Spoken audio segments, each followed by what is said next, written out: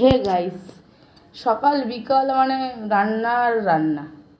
সকালে ওঠো সরি সকালে ওঠো, রান্না করো, ঠিক আছে, ছেলেকে খেতে দাও।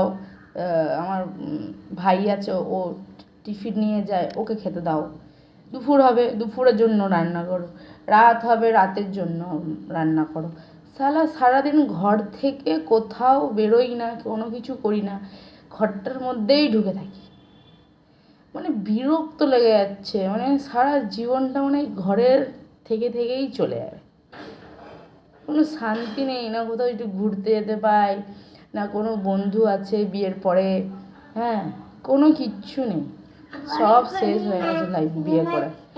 মানে বিয়েটাই হলো আসল কারণ। কেউ বিয়ে করো না গাইস তোমরা, মানে যারা ধরো এই যে 26-25 বছরের মেয়েরা আছো, বিয়ে করার জন্য ছটপট করে, তারা কিন্তু একদম ছটপট করো না।